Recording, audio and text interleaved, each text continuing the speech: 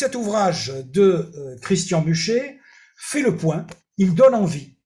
Il nous donne envie à nous, Français, dans un contexte qui est celui d'une réorganisation économique, dans celui qui est celui aussi de la peut-être du développement économique dans une situation particulière en sortie de crise sanitaire, mais également dans un contexte géopolitique de tension majeure, il donne envie de s'intéresser aux espaces maritimes. La France dispose du deuxième domaine maritime du monde. C'est un sujet qui a été dans une certaine mesure abordé, mais peut-être évidemment de façon très limitée lors du débat présidentiel qui s'est achevé dimanche dernier. Et la question des espaces maritimes, de leur exploitation grâce aux territoires ultramarins qui font partie du territoire de la République, fait partie des questions que l'on devons nous poser. Je ne vais pas être plus long pour présenter cet ouvrage, simplement remercier Christian Buchet, qui est donc le directeur scientifique de la mission Océanide, qui a réuni plusieurs centaines de chercheurs autour des espaces maritimes. Il a été l'un des participants majeurs du Grenelle de la mer lorsque cet événement a eu lieu. Il est également professeur associé.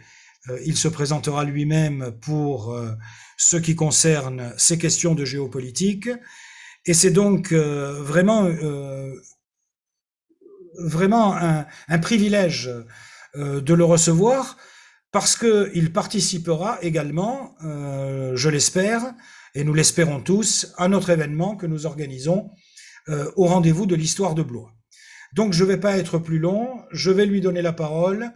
Bonne intervention, bonne conférence. Je sais qu'il a une citation de Tabarly qu'il a envie d'ouvrir, qui va ouvrir la conférence, et à partir de là, il va nous expliquer toute l'importance à la fois d'expliquer les enjeux que constituent les espaces maritimes avec cette surface étendue en termes de zone économique exclusive, et puis surtout, il va nous donner des outils conceptuels pour enseigner les espaces maritimes, aussi bien dans le second degré que dans les autres ordres d'enseignement, où nous sommes un certain nombre d'entre nous à intervenir. Merci Christian, vous avez la parole.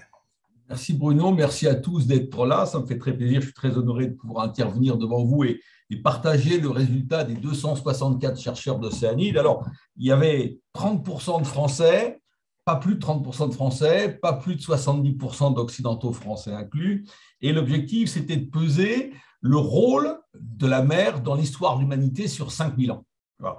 Bon, c'était un petit peu ambitieux, il y a eu 5 années, c'était un programme qui a eu des fonds assez conséquents pour que ça puisse être mené à bien, et c'est vrai que maintenant on a le résultat, c'est-à-dire que l'intuition que quelques-uns d'entre nous pouvaient avoir est devenue, entre guillemets, parce qu'on fait partie des sciences humaines, ou géographes ou historiens, on ne peut que montrer, mais je dirais c'est quasiment une démonstration, je vous parlerai des principaux résultats, ou plutôt je vais attaquer tout de suite, tenez, puis on parlera des Français et la mer un peu plus tard. Il y a 3 résultats principaux d'Océanide auxquels nous sommes parvenus. Le premier résultat, c'était au départ la quête, c'était de savoir est-ce qu'en tout temps et en tout lieu, le fait de se tourner vers la mer crée une dynamique de développement de succès. Bon, c'est ce qu'on avait vu, mes propres travaux travaillaient sur la rivalité franco-britannique et j'avais essayé de montrer que finalement, ce petit pays qu'est l'Angleterre, de 6-7 millions d'habitants à l'époque de Louis XIV, face à une France de 20-21 millions d'habitants, l'a emporté parce que l'Angleterre, non pas parce que c'est une île, mais parce qu'elle s'est tournée vers la mer. Bon. Et donc, on a réussi à démontrer qu'en tout temps, en tout lieu, et il n'y a pas d'exception sauf une, mais qui n'en est pas une, au contraire, vous allez voir pourquoi, le fait de se tourner vers la mer crée la dynamique du succès. Donc ça, c'est devenu une démonstration. Si, quand on pense au peuple d'Amérique précolombienne, on pense toujours aux Incas, aux Mayas et aux Aztèques, c'est qu'il y en a beaucoup d'autres. C'est que ce sont les plus maritimes de la bande. L'Inde, à certains moments, s'est tournée vers la mer et ça constitue ses heures de gloire. Certaines entités d'Afrique se sont tournées à certains moments vers la mer et ça a été les hautes heures de ces ensembles. Donc maintenant, on a cette démonstration en tout temps, en tout lieu. Oui, le fait de se tourner vers la mer crée la dynamique du succès. Ça, c'est un premier enseignement. Alors, on a essayé de voir s'il n'y avait pas des contre-exemples. À un moment donné, on s'est posé la question quand même. C'est le cas de l'Empire mongol, qui est un empire qui a duré, vous le savez, comme moi fort longtemps, et qui ne s'est absolument pas adossé à la mer. Alors, est-ce que c'était le contre-exemple parfait? Alors, on s'est beaucoup questionné. Celui qui nous a un petit peu tiré d'affaire, c'est Didier Xagnadou de Paris 8, qui avait travaillé sur les postes ottomanes et qui nous a montré qu'en fait, ce n'est pas la mer pour la mer, c'est le flux.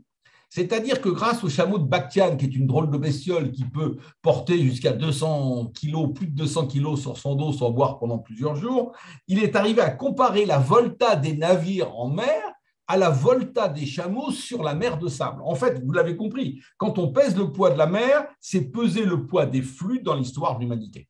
Et c'est ça qui fait véritablement la différence. Donc, le premier résultat, c'était notre quête initiale. Est-ce que c'est la mer qui fait la différence? Oui, c'est la mer qui fait la différence.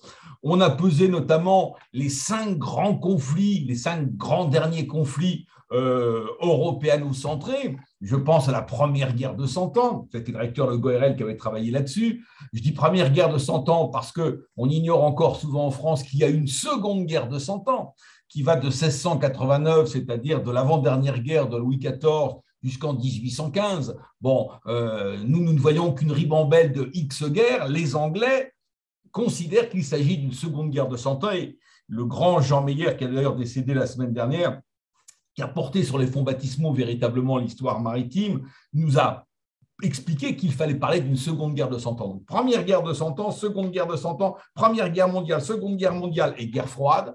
À chaque fois, c'est une partie de bras de fer, terre contre mer, et c'est toujours la mer qui l'emporte.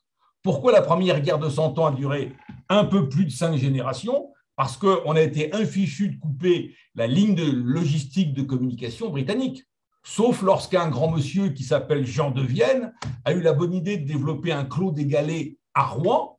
Et là, les Anglais sont rentrés un peu de leur coquille, mais vu que la mer, ça coûte cher en termes de développement nautique, dès que les Anglais sont moins menaçants, on arrête de développer cette marine et les Anglais reviennent sur le continent. Et il faudra in fine toute la fougue mystique de Jeanne d'Arc pour en finir.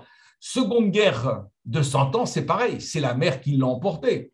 Napoléon va déclencher le blocus continental, mais il va auto-bloquer en quelque sorte l'Empire français. On nous a souvent dit, s'il y a quand même un conflit où la mer n'a pas joué un grand rôle, c'est la Première Guerre mondiale. Eh bien, d'ailleurs, l'Assemblée nationale, au terme de la victoire, les députés avaient oublié de saluer la marine. Bon, passons là-dessus. En fait, c'est l'un des meilleurs spécialistes de la Première Guerre mondiale qui est à Oxford qui nous a montré tout le contraire. C'est vrai qu'en termes d'opération, il n'y a pas eu grand-chose. Il y a eu la bataille du Jutland, pour ceux qui aiment un peu ce genre de choses, 1915. Les Allemands, les Anglais sortent leur cuirassé, on s'envoie des pruneaux et puis au bout de 3 jours, chacun retourne dans sa niche. Et donc, on a considéré qu'il n'y a pas eu une grande bataille navale, c'est vrai, mais c'est la mer qui a fait toute la différence. Pourquoi? Je passe sur le fait que les Américains sont arrivés par voie maritime. Mais ce qu'il a pu nous montrer, c'est que les Alliés, les Français, les Anglais ont pu surmobiliser dans la paysannerie principalement, qui représente l'essentiel de la population. Pourquoi? Parce que grâce à la mer, nous avions accès au marché extérieur, au bœuf argentin, aux moutons de Nouvelle-Zélande, aux céréales de je ne sais quel autre pays, ce que ne pouvait pas faire l'Allemagne et ses alliés.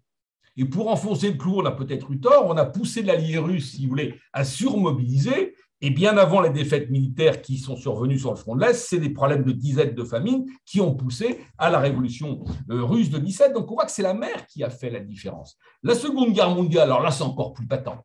Et il y a quelqu'un qui a parfaitement exprimé les choses, mais on n'en avait pas fait suffisamment prêter attention. C'est le général de Gaulle dans son discours du 18 juin. Vous connaissez tous le refrain, la France a perdu une bataille mais pas la guerre. Mais ce qui est intéressant, c'est les couplets. Et vous avez un couplet dans lequel le général dit clairement les choses. Je le cite de mémoire, parce que nos alliés tiennent la mer. Ils tiennent la mer, ils tiennent les flux, ça prendra un certain temps, mais on dégagera à travers tout ça toujours plus de moyens financiers qui se traduiront en matériel militaire et nous l'emporterons. Quant à la guerre froide, eh bien, on sait très bien que les alliés, l'OTAN l'a emporté parce que l'OTAN maîtrisait les flux, l'OTAN maîtrisait les détroits. Et donc, vous comprenez mieux, je rebondis sur ce que disait Bruno Modica tout à l'heure en introduction, vous comprenez mieux qu'en Russie, on a une vision un petit peu nouvelle. L'histoire, elle n'est pas faite pour tourner en rond, l'histoire, elle est faite pour être différente à partir du moment, et nous avons un rôle énorme, nous historiens, nous géographes, à partir du moment où on dégage un certain nombre d'enseignements. La Chine, aujourd'hui, qui a été jusqu'à interdire la navigation en mer en 1434, qui s'est appelé l'Empire du Milieu. C'est une belle formule en termes de communication. Aujourd'hui, c'est l'Empire du débordement périphérique. C'est l'entité politique qui se tourne plus vers la mer. Parce qu'ils ont compris que globalement, quand on ne se tourne pas vers la mer, ça s'est terminé au début du XXe siècle avec des comptoirs occidentaux en Chine. Et la Russie a parfaitement mesuré que, faute de cette tournée vers la mer, elle n'a pas eu la place non plus qu'elle désirait. Si bien que toute la géopolitique actuelle résulte de ça. Qu'est-ce que fait M. Poutine aujourd'hui? On a bien noté que là où les percées russes ont été les plus marquantes, ça a été dans le sud. Pourquoi? Parce que c'est là où les troupes d'élite ont été placées, parce que la priorité absolue, le but devait être plus conséquent, c'est un minima, transformer la mer d'Azov en lac russe et puis tenir tout le littoral. Il y aurait beaucoup de choses à dire sur ce genre de choses. Qu'est-ce que font les Russes en Syrie? Vous avez des accords entre la Syrie et l'Union soviétique, comme on disait, depuis 1971 pour le port de Tartous, parce que le port de Tartous, c'est le seul port de présence militaire russe en Méditerranée orientale. Et si les Russes n'ont pas les détroits, c'est pas depuis Sébastopol, c'est pas depuis Arkhangelsk ou Saint-Pétersbourg qu'on pourra, je dirais, avoir une présence permanente à la mer, puisque ces mers sont prises en partie, une partie de l'année par les glaces. Donc on voit que finalement, vous allez voir que vu de la mer, et ça c'est important pour nos programmes, ça c'est important pour notre réflexion pédagogique, vu de la mer, toute l'histoire s'éclaire, devient simple à comprendre et devient intelligible. Ça c'est le premier élément. La mer, c'est ce qui fait la différence. Deuxième enseignement d'Océanide, ça a complètement bouleversé la géopolitique. En fait, on s'est rendu compte que la géopolitique, vous savez, a acquis ses lettres de noblesse avec le grand tailleur Mackinder qui a fait un superbe discours à Londres en 1904 dans lequel il développe celui qui tient l'Eurasie, ce qu'il appelle le Heartland, celui qui tient l'Eurasie, le Heartland tient le monde. Et ça explique un certain nombre de visées stratégiques lors de la Première Guerre mondiale et à plus forte raison lors de la Seconde Guerre mondiale. Il fallait aller jusqu'à Bakou, en Oural, etc. On s'est rendu compte que ça ne fonctionnait pas totalement bien, mais on ne tue jamais le père du premier coup. Et donc, un autre géopoliticien qui s'appelle John Speakman, un Américain, a considéré dans les années 50 que on va pas tuer le père du premier coup. Donc, oui, le Heartland, c'est important, mais il faut tenir compte de ce qu'il appelle dans son jargon le Rimland, R-I-M-L-A-N-D, c'est-à-dire les terres du bord. Eh bien, on s'est rendu compte qu'en pesant l'histoire sous l'angle des flux, sous l'angle de la mer, c'est ceux qui maîtrisent l'océan Indien qui maîtrisent le monde, finalement. On s'est rendu compte que Rome, la grande puissance de l'Antiquité, a prédominé, certes parce que Rome était une puissance maritime, enfin il n'y a pas besoin des travaux d'Océanide pour le savoir, mais que Rome a prédominé parce qu'elle maîtrisait les flux, accrochez-vous bien, dans l'océan Indien. Et c'est quand Rome a commencé à perdre cette maîtrise des flux dans l'océan Indien qu'elle n'a pas pu dégager suffisamment de subsides pour continuer à embaucher tout un tas de mercenaires. Et donc, ça nous a amené à porter une attention toute particulière sur l'océan Indien. Et on est arrivé, et c'est le terme que j'ai repris en conclusion de ce programme Océanide, et c'est un peu ce que disait l'amiral Mahan, que Bruno Modica évoquait effectivement au début de cette intervention, c'est non pas ceux qui tiennent le Heartland, c'est-à-dire l'Eurasie, et de ce point de vue, Poutine se trompe complètement, ce sont ceux qui maîtrisent le Earth-Sea. Le Earth-Sea étant l'océan Indien. L'objectif des nouvelles routes de la soie du président chinois, c'est de maîtriser l'océan Indien, de contourner l'autre géant asiatique qui aura même une population supérieure, je crois, dès 2030, qui s'appelle l'Inde, par toute une politique de contournement terrestre, maritime, aérien, etc. Donc aujourd'hui, celui qui tiendra le Heartland, tiendra le monde. D'où la concentration des moyens autour de l'océan Indien. Regardez, jusqu'en décembre 2019, il y avait que la France à Djibouti. Maintenant, vous avez 3 autres puissances. Vous avez le Japon, vous avez la Chine, vous avez les États-Unis. Il n'y a pas de place pour une 5e puissance. Et c'est bien pour ça que la France a ouvert sa base navale de Djibouti à la marine indienne. Ce qui fait que nous sommes très, très, très proches de l'Inde depuis quelque temps, ce qui mécontente, bien sûr, d'autant la Chine, vous l'imaginez bien. Donc, c'est toute la vision classique de la géopolitique qui est remise en cause par les travaux d'Océanide. En fait, si vous voulez, je caricature un peu, mais le mot géopolitique est presque un peu dépassé. Je crois qu'il vaut mieux parler aujourd'hui parce que nous changeons d'époque, et ça sera le troisième enseignement d'Océanide. Nous sommes davantage dans le temps de la géoéconomie des flux. Et si on veut jouer un rôle important, il faut réfléchir en termes de géoéconomie des flux. Troisième et dernier enseignement d'Océanide, on le savait, mais partout de par le monde, l'université divise les temps historiques en 4 périodes, l'Antiquité, le Moyen-Âge, la moderne, c'est-à-dire 16, 17, 18e siècle, et puis la contemporaine. Bon, ça c'est complètement occidentalocentré, hein, ça ne colle pas pour l'Asie, vous le savez bien, ça ne colle pas pour la Polynésie, ça ne colle pas pour les Amériques centrales et du Sud. Et donc on s'est rendu compte que c'est la mer qui faisait la différence, qui crée ces balanciers historiques, par les relations qu'elle génère ou par l'absence de relations, qui est aussi un autre mouvement pendulaire. En fait, il y aurait seulement 2 temps derrière nous. Et ce qui est génial, c'est que nous sommes en train de vivre l'avènement dans un 3e temps. Il y a ce qu'on a appelé le temps des Méditerranées au pluriel. Pas uniquement la Mare Nostrum, notre Méditerranée occidentale, la nôtre, mais il y a 2 Méditerranées, celle que François Gipoulot avait qualifiée déjà comme telle, qui est la mer de Chine. On nous a expliqué, on continue de nous expliquer que toutes les grandes civilisations sont nées autour de la Méditerranée, c'est très sympa, mais vous avez au même moment autour de la mer de Chine, cette autre Méditerranée, tout un tas de civilisations qui sont ni moins bien, ni plus grandes que la nôtre. Hein. C'est-à-dire que finalement, on a un monde un peu comme une pièce. Il y a un côté pile, il y a un côté face. Et dans ce monde qui est encore un peu cloisonné, ces 2 Méditerranées s'ignorent, sauf quand vous avez un ensemble politique assez étonnant comme Rome, cette puissance de l'Antiquité, qui, par l'océan Indien, va mettre en connexion ces 2 Méditerranées. Donc le temps des Méditerranées qui correspond à peu près aux périodes de l'Antiquité et du Moyen-Âge.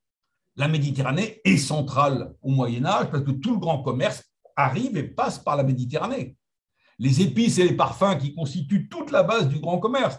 Il faut toujours rappeler, bien sûr, à nos élèves et à nos étudiants que ça peut sembler un peu superfétatoire dans ce monde obsédé par les matières premières aujourd'hui. Tout le commerce international, c'était les épices et les parfums. Enfin, rappelons que le parfum lutte contre les mauvaises odeurs, mais le parfum lutte contre le pus. Le pus, c'est également l'infection, c'est-à-dire le parfum a des vertus médicinales. Et puis, il faut rappeler que les épices, ça casse la monotonie. On n'avait pas de maïs, on n'avait pas de haricots, on n'avait pas de tomates, donc ça casse les choses.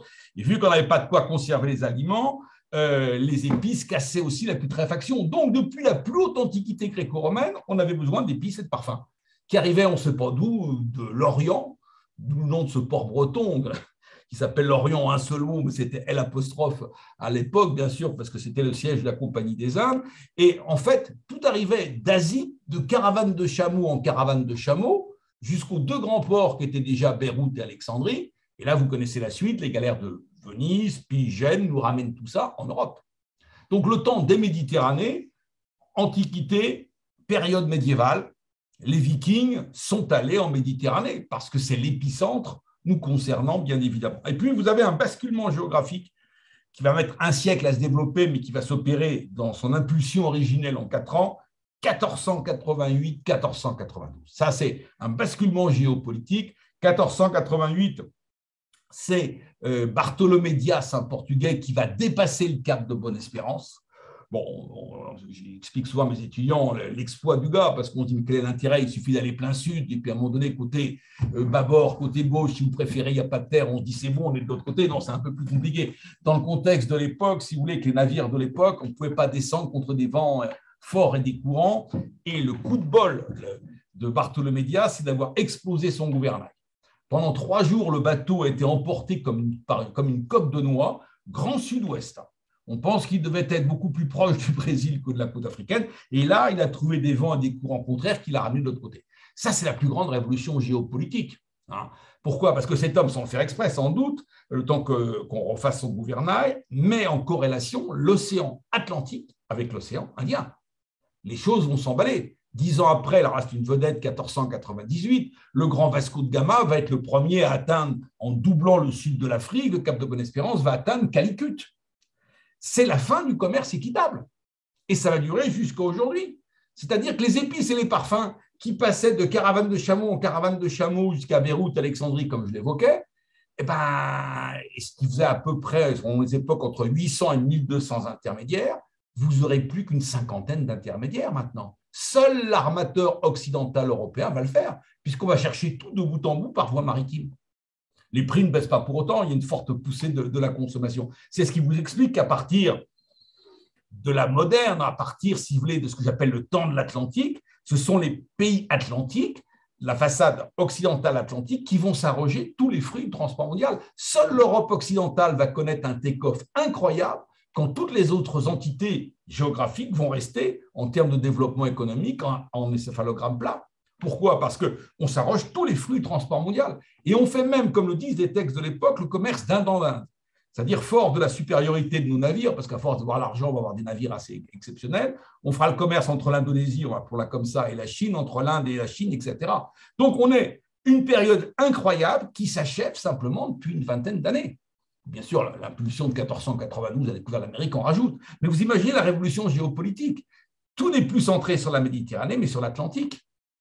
Quel était le rôle de l'Angleterre, parce qu'en 1491 inclus, c'était le pays le plus périphérique, le plus excentré du monde connu.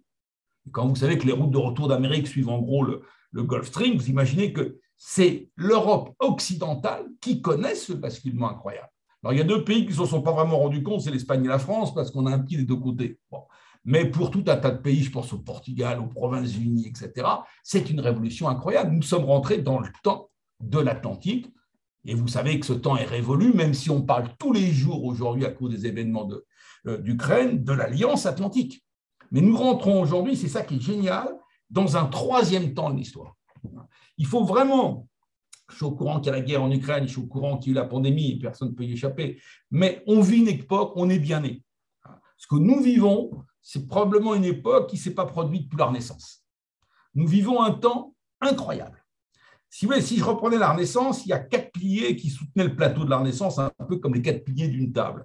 Il y avait, au tournant du 15e, 16e siècle, une croissance démographique. On vit aujourd'hui une croissance démographique sans précédent. Peut-être 250 millions de terriens en l'an 0 de notre ère. Le premier milliard de terriens a été atteint sous Napoléon Ier en 1804 précisément.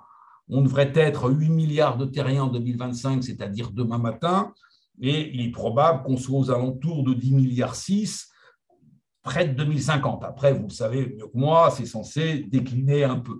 Ce qui veut dire que d'ici 28 ans, d'ici 2050, vous allez avoir 3 milliards de terriens en plus, soit 3 fois la population mondiale de l'époque de Napoléon Ier. Donc, ce premier booster de la Renaissance, on l'a. Le deuxième booster de la Renaissance, c'était énormément de découvertes techniques. Vous avez tous au fond de votre rétine des machines plus ou moins réalistes, d'ailleurs, du grand Léonard de Vinci. On a probablement plus inventé depuis 20 ans, voire même 15 ans, que durant toute l'histoire de l'humanité. Le troisième moteur de la Renaissance, c'était ces nouvelles routes maritimes que j'évoquais. Ce changement, ces routes maritimes, aujourd'hui, nous allons rentrer très probablement dans tout ce qui concerne les passages du Nord.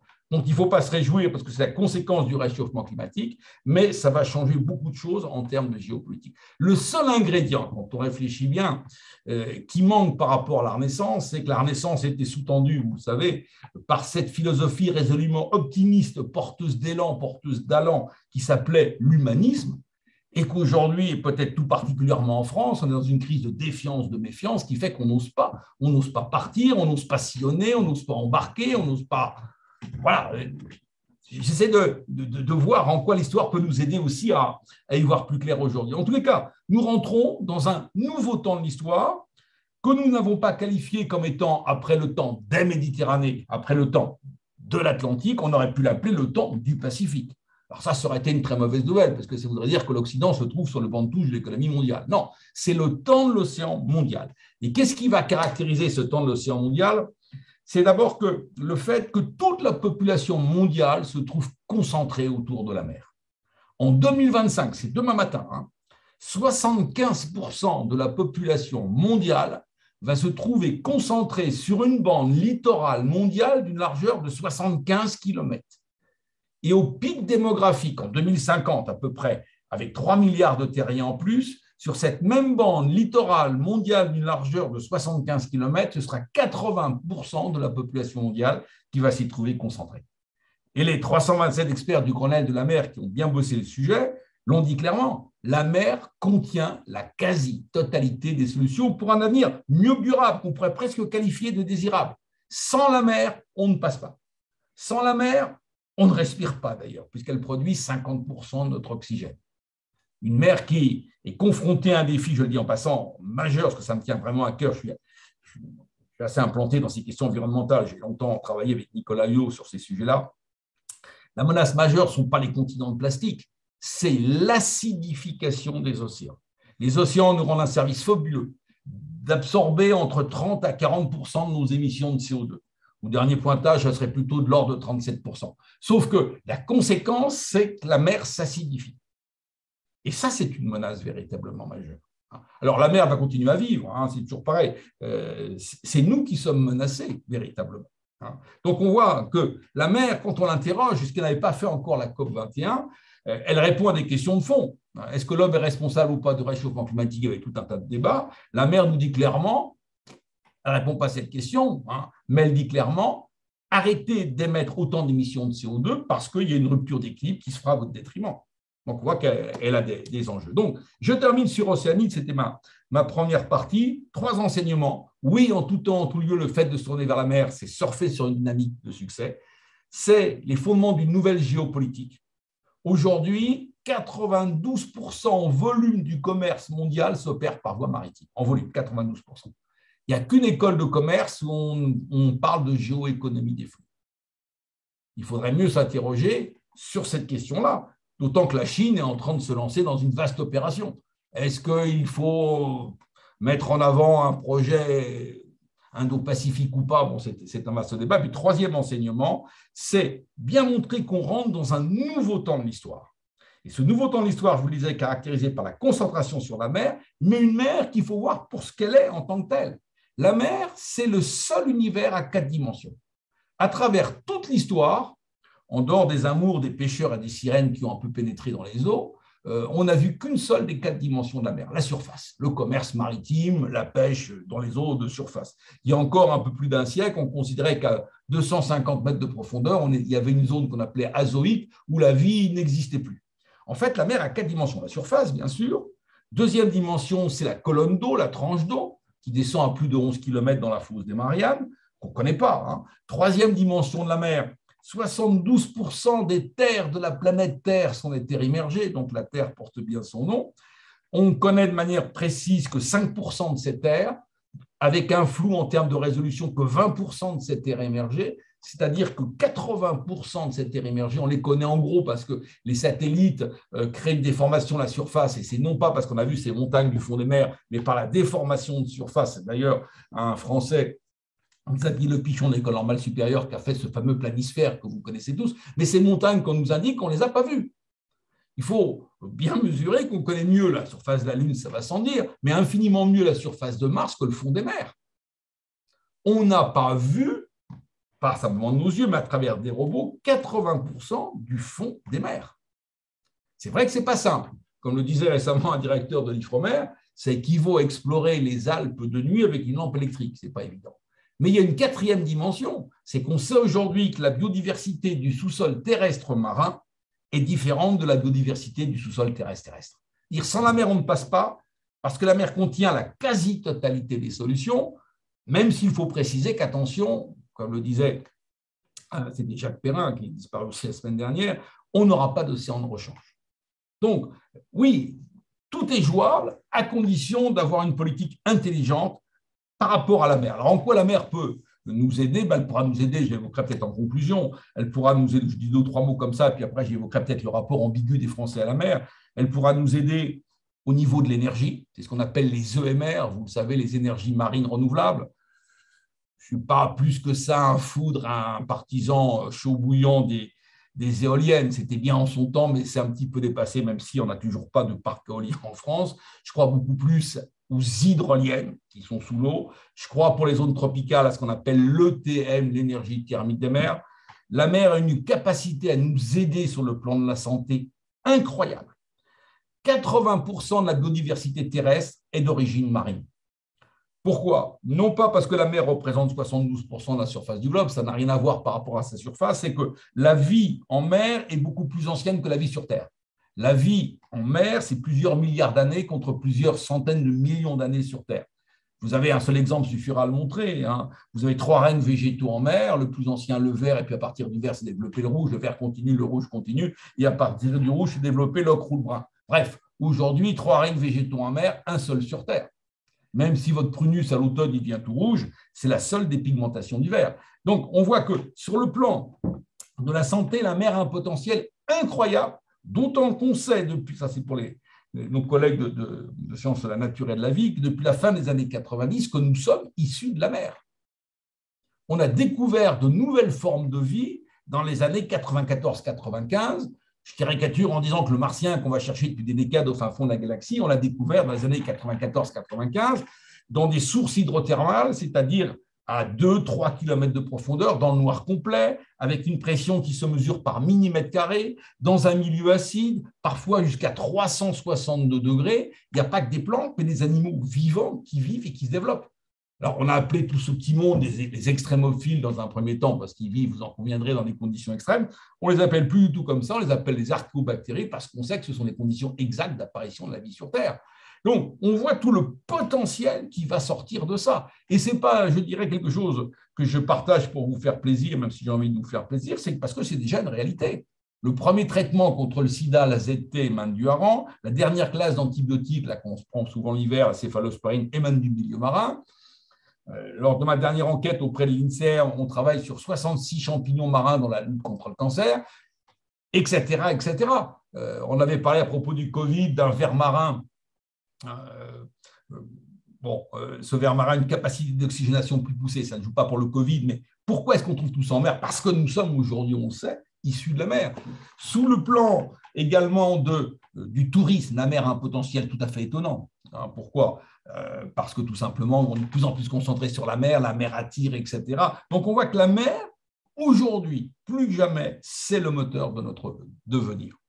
Et il se trouve que, alors que nous rentrons dans ce nouveau temps de l'histoire, jamais de toute notre histoire, je vais faire un coup de cocorico, jamais de toute notre histoire, le pays n'a été aussi grand qu'il ne l'est depuis 1994. Vous étiez tous nés, vous avez tous assisté. Bon, l'histoire, c'est subjectif, donc chacun peut dire à sa manière quelle est pour lui la plus grande date de l'histoire de France. Moi, j'aurais tendance à dire 1994. Jamais le pays n'a été aussi grand qu'il ne l'est depuis 1994, même au plus haut de l'épopée napoléonienne. On a regardé avec les étudiants. Pourquoi? C'est l'application d'un nouveau droit de la mer qu'on appelle la Convention de Montego Bay.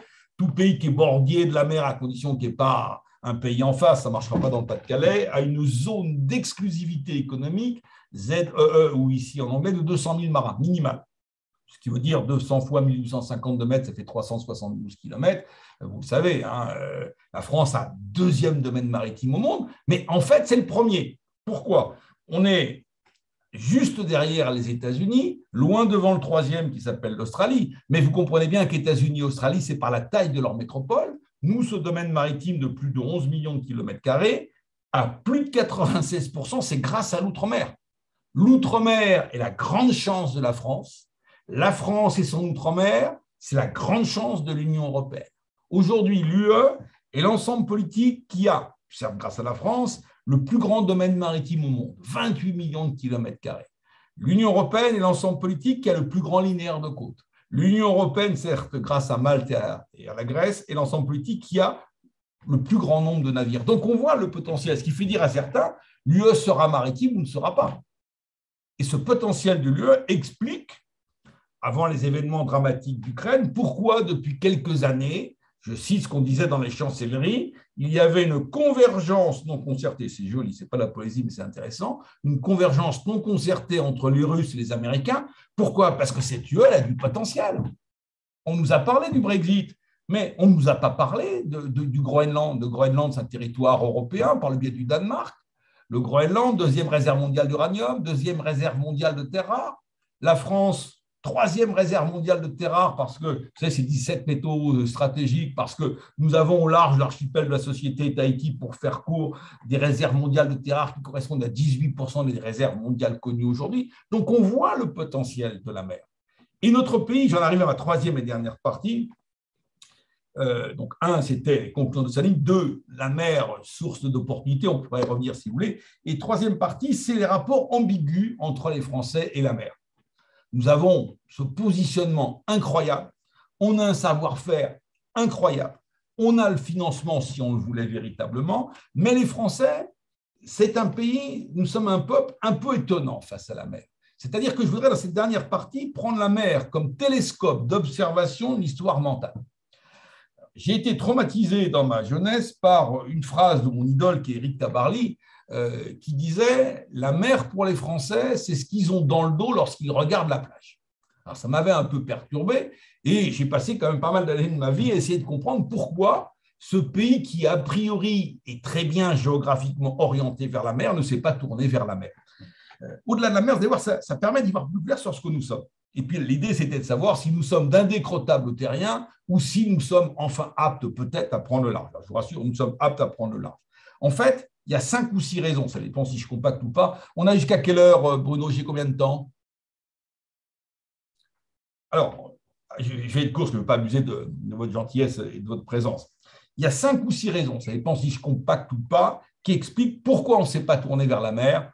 La plupart sont dissipées, sauf une peut-être. Première raison, au risque de vous surprendre, enfin pas vous parce que vous êtes des historiens, la France n'est pas à l'origine un pays maritime. Ce qu'ignore la plupart de nos concitoyens, on s'est agrandi à partir d'un centre qui s'appelle peut-être Île-de-France, je n'en sais rien, moyen vocabulaire marin, mais on s'est agrandi tant du côté est que du côté ouest. Si on fait un rapide tour de cadran, tout le nord de la France, c'était terre espagnole, Dunkerque, 1667, si mes souvenirs sont bons, même s'il y a eu une journée où le matin, Dunkerque s'est levé espagnol, on a récupéré Dunkerque, je crois, à l'heure du déjeuner, et le soir, c'est devenu anglais jusqu'en 62 ou 67. La Bretagne, elle devient progressivement française, disons, qu'entre 1498 et 1532. La Guyane, qu'on appellerait plutôt aujourd'hui la Nouvelle-Aquitaine, ça a longtemps été terre anglaise. Bordeaux était terre anglaise jusqu'en 1473. Mon ami Roger d'Oxford, le grand historien maritime britannique, dit toujours, avec un superbe accent anglais sur un français parfait, lorsque Bordeaux faisait partie des confins de l'Empire, comme il dit, je suis capable d'imiter son accent, il y avait là-bas un petit claret, on traduisait petite vinasse, et il m'explique, c'est nous, grand peuple britannique, qui avons dû tanifier, renforcer le vin de Bordeaux. Je lui dis que ce n'est pas vrai, mais je me suis renseigné auprès de Pitt, ce n'est pas faux quand même. Bon, passons.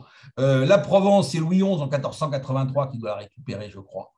Donc, pas de Bretagne, pas de Provence, pas de Marseille, pas de Brest, pas de Toulon, pardonnez-moi du peu. Donc, on n'est pas un pays à l'origine maritime. C'est une première raison.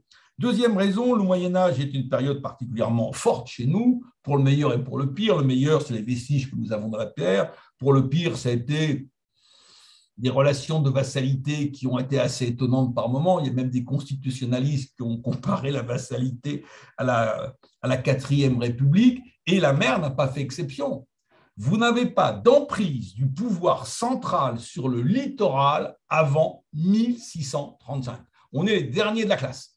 Avant 1635, vous aviez 5 bonshommes. Il n'y avait pas de parité à l'époque. Il y avait 5 bonshommes qui faisaient cran au pouvoir central. Alors, je les présente. Il y en a un qui a un titre plus sympa que les autres, c'est l'amiral de France. Mais quand vous regardez de près le ressort géographique de l'amiral de France, ça correspond au ressort géographique du Parlement de Paris. En gros, c'est Picardie-Normandie. Et les amiraux de France ne mettent jamais les pieds sur un bateau.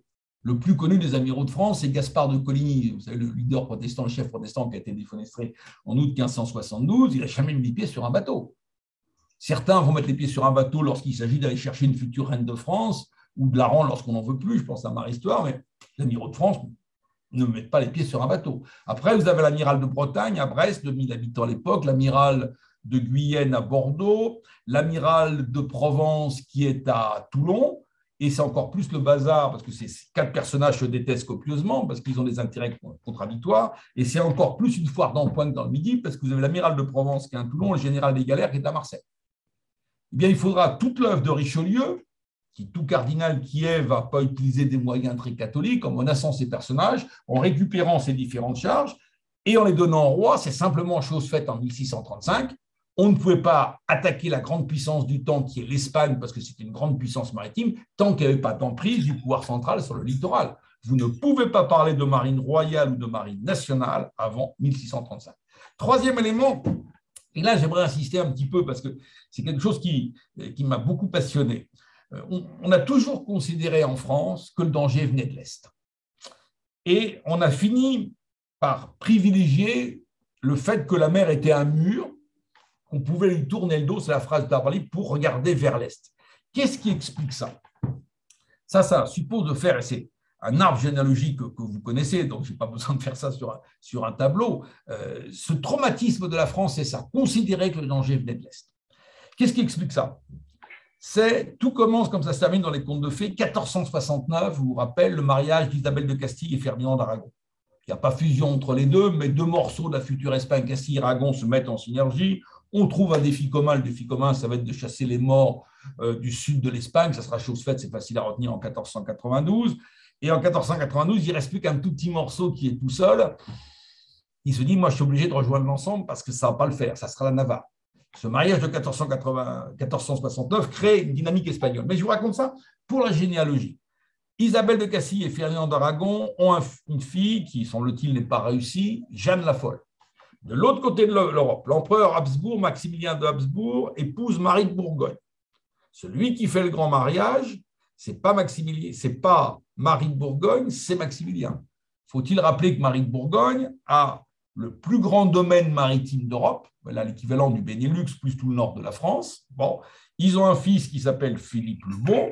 Vous me voyez venir, l'histoire étant formidable pour nos élèves, la folle épouse le Beau, est né un petit Charles, qui va bénéficier d'un triple héritage territorial. Il hérite au niveau maternel de l'Espagne. Mais l'Espagne, c'est l'Italie aussi, parce qu'on s'est vautré en 1559 dans nos guerres d'Italie. Puis c'est l'Amérique qui est espagnole, voire même une partie de l'Asie. Donc il devient roi d'Espagne sous le titre de Charles Ier. Après, c'est le tour de grand-mère Marie de décéder. Il récupère le plus grand domaine territorial d'Europe, les Pays-Bas, enfin la Bourgogne plutôt. Sauf que les spécialistes en communication ont dit, Majesté, pour bien donner la signalétique, on va appeler ça dorénavant les Pays-Bas espagnols. Et puis en 1519, il récupère les territoires d'Habsbourg à la suite de la disparition de son grand-père Maximilien. Vous avez donc un bonhomme qui va enserrer la France dans une mâchoire de fer au nord, au nord-est, au sud-est et même au sud-ouest, parce que tant que 1659 n'a pas sonné à la porte, Languedoc-Roussillon est terre espagnole. C'est-à-dire les Espagnols sont des deux côtés des Pyrénées. Et donc, on préférera considérer que la mer est un mur pour nous focaliser vers l'est. Et c'est là où les conséquences sont, à mon avis, fabuleuses. C'est là où nous, historiens et géographes, il faut rester toujours ensemble parce que franchement, c'est trop difficile de se dissocier. C'est ce qui explique qu'on a maintenu notre foutue capitale à Paris. Le premier qui a commencé à flairer les choses, c'est le grand Fernand Braudel, au siècle dernier. Parce que une capitale à Paris, c'est quel est l'intérêt? C'est qu'il ne faut pas être trop loin de la frontière menacée pour animer l'effort de défense. Mais il ne faut pas être trop près non plus, parce que vous voyez ce que je veux dire, ça peut baver. En fait, il y avait deux capitales possibles à l'époque, Paris ou Rouen, parce qu'il vous faut un fort bassin céréalier compte tenu du manque de productivité pour animer une population nombreuse. Si nous avions opté pour Rouen, toute l'histoire de France aurait été différente, y compris notre vie démocratique, notre vie politique aujourd'hui. Pourquoi? Parce que Paris n'est pas une capitale de flux. Vous voyez où c'est, Paris n'est pas une capitale économique, ce qui est Rouen. Rouen est toujours en 2022 le premier port céréalier européen. Là où les Anglais ont pu doubler, c'est parce qu'ils ont choisi, comme ça, une capitale qui est toujours en 2022 le premier port anglais, ça s'appelle Londres, qui a la juxtaposition de 5 ports. Et on a commencé vraiment à mesurer l'importance d'une choix d'une capitale. J'avoue que j'ai un peu persécuté les étudiants sur ce sujet. C'est très intéressant, l'Espagne. Madrid, si vous jouez aux fléchettes, ça c'est merveilleux, c'est en plein cœur de la cible. Mais en fait, il aurait fallu Séville, qui n'est pas au cœur de la péninsule, mais qui aurait été au cœur des communications. Ils n'ont sans doute pas fait à cause de Barcelone, précisément. Ou alors, il permet de rêver pour l'Espagne, puisque Philippe II est roi d'Espagne et roi du Portugal à partir de 1580. Lisbonne aurait changé totalement la face du monde. La Russie, elle est aux abonnés absents, jusqu'au moment où un tsar qui s'appelle Pierre, qui va devenir Pierre le Grand, va décider de changer de capitale et de construire à partir de 1713 Saint-Pétersbourg. On va vous dire, c'est super, ils sont revenus à Moscou aujourd'hui. Et la Russie va commencer à apparaître sur la scène internationale. La Baltique était un lac suédois, va commencer à être une terre de conflit. Mais ce qui est intéressant aujourd'hui, c'est que les gens qui pilotent à Moscou, qu'il s'agisse de M. Poutine ou qu'il s'agisse de M. Medvedev, sont des gens qui sont des gens de Saint-Pétersbourg. Donc, ils sont dans cette logique de flux, quelque part. La Chine, Pékin, ce n'est pas l'idéal. La Chine est le pays qui a l'histoire la plus proche de l'histoire de France. La frontière menacée pour la Chine, ce n'est pas l'Est, c'est le Nord. Donc, il faut une capitale au Nord. Au début, c'était Xi'an, les routes de la soie. Puis après, c'était Pékin. Pourquoi? Parce qu'il faut une capitale au Nord pour animer l'effort de défense, mais pas trop près de la frontière menacée, mais pas trop loin non plus pour animer l'effort de défense. Or, toutes les côtes du nord de la Chine sont des côtes inhospitalières d'un point de vue maritime. De tout temps, les capitales économiques de la Chine sont au sud, Shanghai, Guangzhou, Canton, Hong Kong. Donc on voit les choses. L'Empire austro-hongrois qui n'existe plus aujourd'hui, 3 capitales possibles, Vienne, Prague, Budapest. Bon, incontestablement, François-Joseph était le maillon faible du couple, c'était surtout pas Vienne. Il fallait certainement mieux jouer Prague par rapport au commerce et flux de la mer Noire ou autre. Donc on voit l'importance des flux, on voit l'importance du choix d'une capitale. Une capitale à New Delhi aujourd'hui ou à Brasilia au Brésil, je ne suis pas sûr que ça le fasse véritablement. Les États-Unis, c'est un cas très intéressant parce que les capitales politiques ne sont pas les capitales économiques. La capitale politique de Californie, c'est Sacramento. On ne connaît que Los Angeles. En tout cas, le drame de la France, c'est d'avoir maintenu cette capitale à Paris. Si nous avions opté pour moi, on serait dans une politique de flux. Vous savez, entre la France et l'Angleterre, on dit souvent, c'est la thèse de la perfide, le mal français, etc., la France souffre de son excès de centralisation. Oui, mais ça mérite d'être précisé. C'est que vous avez une centralisation artificielle en France quand vous avez une centralisation naturelle en Angleterre. On a regardé à la loupe entre la France et l'Angleterre, le pays le plus centralisé des deux, c'est l'Angleterre. Londres a eu jusqu'à 10% de la population anglaise quand Paris n'a jamais dépassé 3% de la population française. Mais vu que c'est un port, tous les flux à Londres, vu que tout arrive à Londres et repart de Londres, vous n'avez pas besoin d'un gouvernement fort, une économie libérale, un système libéral ajustant à la marge les flux suffira. Depuis Paris, vu que Paris n'est pas une capitale de flux, pour créer l'unité nationale, sur quoi avons-nous joué? Sur 2 instruments, des institutions fortes, monarchie absolue de droit divin, allez, constitution de la Ve République, c'est fabuleux l'histoire comme ça éclaire le présent, hein. Et puis une armée puissante. Je ne vais pas rentrer dans le détail, mais enfin, on s'en est servi pas mal de fois pour remettre un peu l'ordre dans certaines régions du pays. Tous les pays ne célèbrent pas toujours leur fête nationale par un défilé militaire célébrant l'osmose entre l'armée et la nation. Donc on voit que, quelque part, l'histoire de France résulte du fait que nous ne sommes pas dans une société de flux. Ça, c'était le 3e élément. 4e élément, je vais vite, ça devient plus compliqué. On nous a dit, nous, aux maritimistes, ah bah, c'est normal que l'Angleterre se soit tournée vers la mer, vous savez, c'est une île. Ah, mais ça ne veut rien dire, hein. Le Japon est une île, il y a un ensemble d'archipels, mais ils ne sont pas toujours tournés vers la mer. Si vous allez aux Antilles, bon, j'avais eu l'occasion de vendre le Grenelle de la mer là-bas notamment, alors, ils ne sont pas du tout tournés vers la mer, du tout. Qu'est-ce qui peut expliquer ça? En fait, si vous voulez, la différence entre la France et l'Angleterre, et là, on arrive à une inversion. L'histoire, aujourd'hui, nous permet d'y voir plus clair. On dit souvent aussi, oh, bah, c'est normal que les Anglais soient tournés vers la mer. On dit ça parfois qu'à certains mépris. Ils ont de mauvaises terres. Donc, à l'évidence, ils ne pouvaient pas nourrir tout leur monde avec leurs terres. Donc, ils ont dû se lancer pour le meilleur dans la pêche, pour le pire dans la piraterie. On sait aujourd'hui, grâce aux travaux d'O'Brien en Angleterre, qui est le grand spécialiste anglais de tout ce qui est agriculture, que l'Angleterre a connu une révolution agricole précoce à la fin du XVIe siècle, qu'ils ont pu nourrir, grâce d'ailleurs aux maritimes, parce qu'ils ont adapté la latitude au type de plantation. C'est-à-dire que l'Angleterre a connu une révolution agricole avant les autres, au XVIe siècle, qu'ils ont pu nourrir tout leur monde sans avoir besoin de tous leurs bras, ce qui va permettre un exode rural et ce qui va enclencher au début du XVIIe siècle une révolution industrielle. Et cette révolution industrielle, elle sera basée sur le développement des arsenaux. Pourquoi? Parce que c'est les hauts fourneaux, le charbon, la fonte de fer. Vous savez, une escadre de 12 vaisseaux, c'est plus de canons que vous n'en aurez sur les champs de bataille de Napoléon. Donc, développement de l'acier, etc. Donc, révolution agricole précoce qui engendre un exode rural, qui engendre une révolution industrielle. Si vous regardez du côté français, il n'y a pas de révolution agricole. On en parle avec les physiocrates, le docteur Quesnay en tête, dans le 2e tiers du XVIIIe siècle. La révolution agricole, on va la connaître en France en 1960. Quant à la révolution industrielle, c'est à peu près sous Napoléon III, avec 2 moteurs, le ferroviaire et les cuirassés. Vous voyez le retard à l'allumage. Quant à la concentration urbaine, l'exode rural sera beaucoup plus tardif en France. Et ça vous amène une 4e cause, ou une 5e cause, c'est que la concentration urbaine en Angleterre, vous avez une majorité de citadins en Angleterre au début du XVIIe siècle. En France, il faut attendre 1931, 2 siècles de retard. 1931 pour avoir une majorité de citadins. Alors, quel est l'impact au niveau de la mer et des flux? C'est quand vous avez une majorité de citadins, vous maîtrisez les taux d'intérêt. Pourquoi? Parce que vous aurez des banques de proximité, vous allez déposer votre argent à la banque que vous ne pouvez pas faire dans une société où il n'y a pas de concentration dans les villes.